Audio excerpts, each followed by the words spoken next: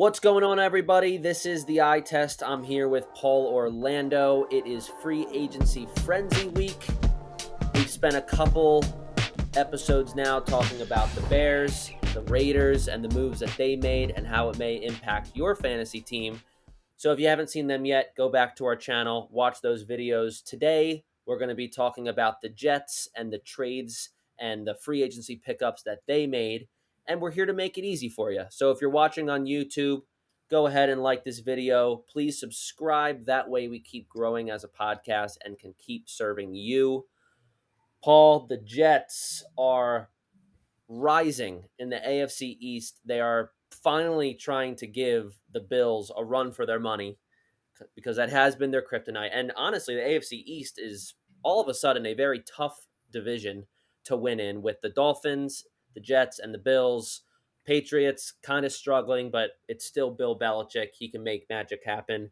But we're going to talk about the Jets today and a couple players specifically. I think what's the first name that comes to your mind when you think of the Jets during this offseason? The first thing that comes to my mind when I think of the Jets is the Jets, and Bobby's going to kill me for this. But here's the Jets just being desperate as ever, like always, selling their soul to Aaron Rodgers. I have never met a team that flew out their entire staff to go meet with a player in their home. Aaron Rodgers gives them a list like, hey, you want me to come here? Here's 4 guys I want you to sign right now. And then guess what? 2 hours later, all of a sudden, Allan Lazzard's a Jet. I'm sure Nate Hackett is on both knees at Randall Cobb's house pleading. Just be like, we'll pay you whatever you want. Just come here, please. So, in my experience and what we've seen in the NFL is desperate franchises, it never works out. But the Jets, if they get Aaron Rodgers, it might be worth it. He might be the one guy that might be worth it. Yeah, and so let's assume that Aaron Rodgers is going to be a Jet, because where else could he go? Every other team got their quarterback for the 2023 season, it seems like. It seems like Aaron Rodgers is just being nitpicky as anything, making all these demands. It kind of reminds me of when Tom Brady wanted to go to the Buccaneers. You know, he said, bring back Gronk. I want Leonard Fournette, all this stuff. I want Um, AB. and yeah, exactly. Julio Jones, like all these players. And I will say Aaron Rodgers and Tom Brady both deserve that type of respect if you're a GM. Mike, you brought up a couple points that I want to talk about. Let's first focus on Allan Lazzard here, signing with the Jets for 4 years, I believe. Does this scare you if you're a Garrett Wilson owner in your dynasty league? It does. Does it? It actually does. And the reason it does is because Aaron Rodgers has not been shy in telling us fans, I like my guys. I throw to my guys. You have to earn my respect and pretty much earn me looking your way on a football field. And Allan Lazzard clearly has that respect. Now, Garrett Wilson is an uber talented player. I think that Wilson's value is not going to fall off a cliff. But I wouldn't be surprised the first 4 or 5 weeks, Garrett Wilson's sitting there with 4, 5, 6 targets a game and, maybe not meshing well with Aaron. Maybe Aaron's forcing the ball to Lazzard or, doing whatever. But I think they eventually figure it out. But yeah, I think that Rodgers, he's worn his heart on his sleeve and he's told us time after time, I trust my guys. I don't like rookie receivers. It took Christian Watson a little bit, and obviously that worked out towards the back half of the season. So I wouldn't be super terrified if I'm a Garrett Wilson owner, but don't be surprised if the first 3 or 4 weeks you're sitting there and be like, Garrett Wilson's only got me 10 points a game? Mm-hmm. What's going on here? Yeah, I think in the long run, whether it's if you're owning him in Dynasty, Garrett Wilson is an automatic hold. And if you're looking at him on the draft board during your redraft league, you still have to pick Garrett Wilson where he's valued at, if not reach for him, because you're right, it might take 4 weeks, but come playoff season, you're going to be so happy you have Garrett Wilson, because look at how quickly it took for Aaron Rodgers and Christian Watson to start connecting. Yeah, it was a rough 6-7 weeks, but the second it happened, Christian Watson shot up the board in terms of, he was breaking records for rookie receivers. So I Mm-hmm. do think that Garrett Wilson and Aaron Rodgers will have a strong connection by the time fantasy season is important, which is, week 10 through 16. But yes, a little scared if you're a Garrett Wilson owner, but you can't be too scared and make that an excuse to not have him on your team. I also like Allan Lazzard as a flex/waiver wire gem next year because he's going to be the receiver where if the Jets are going against a team that have one very good cornerback and then one below average cornerback, it's going to be an Allan Lazzard game because they're sticking the number one defensive back on Garrett Wilson, like no matter what. And then Aaron Rodgers is just going to pepper Lazzard.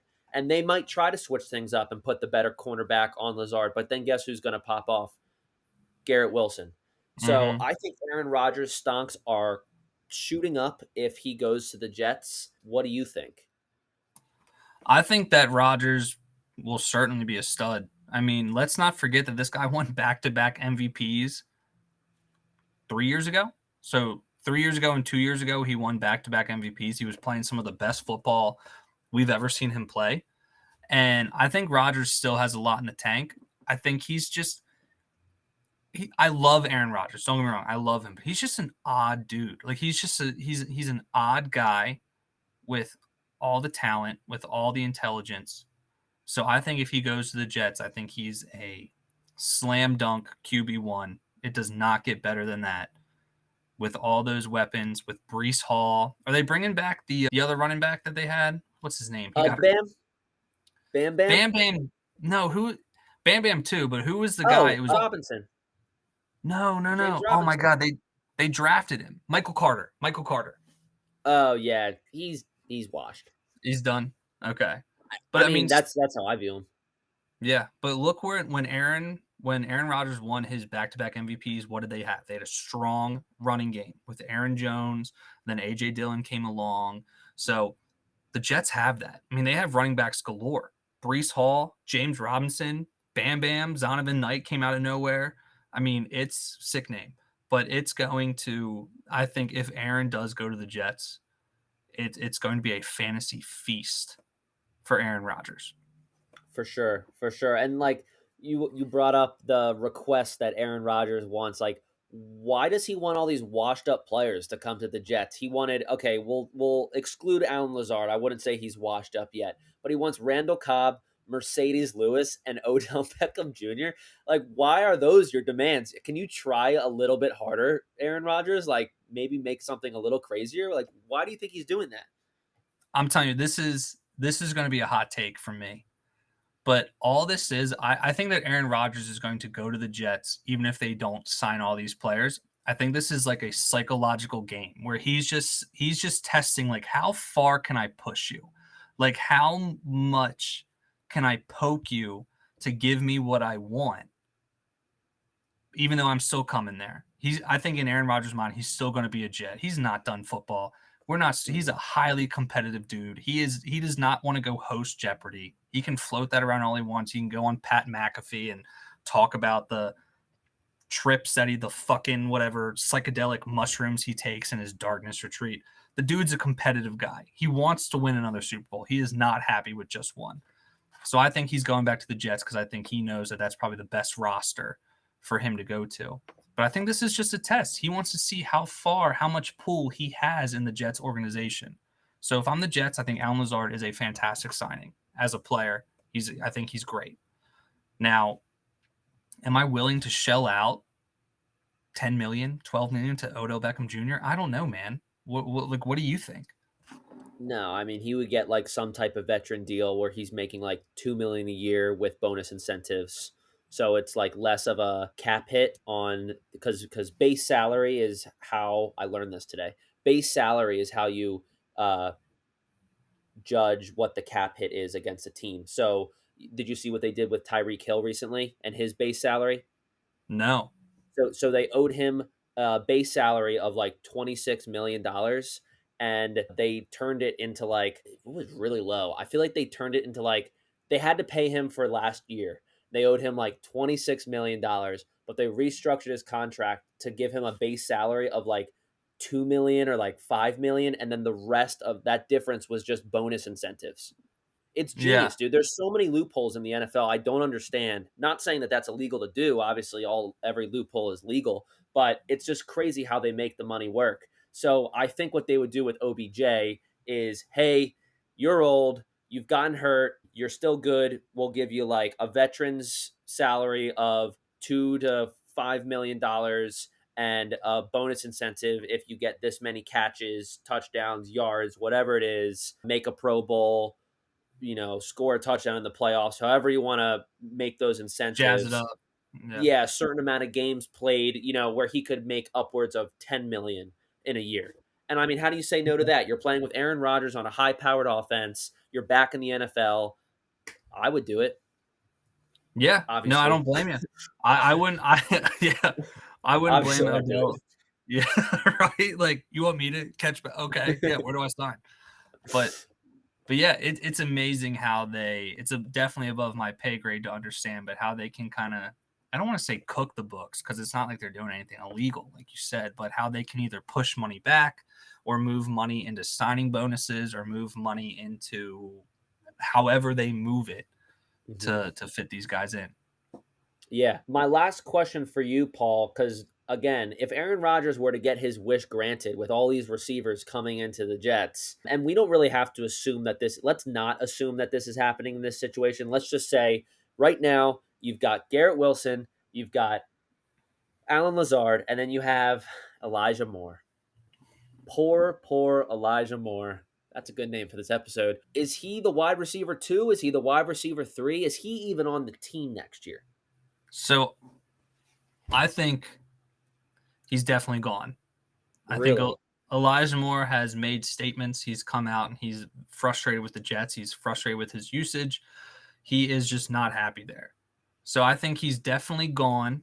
I think he will definitely be a trade piece in some fashion, whether that's to move up in the draft or to move back or to whatever's going to happen. I don't think Elijah Moore is a Jet next year, but let's just assume that he is. I think Elijah Moore is like the clear-cut wide receiver 3. Like, it is not even a competition for him to be on either end of the outsides for Aaron Rodgers and the Jets. I just think Elijah Moore, he's going to be a glorified slot receiver, maybe get 3 or 4 targets. I mean, if he's on the Jets, but I do see Elijah Moore. I think for him, there are greener pastures elsewhere.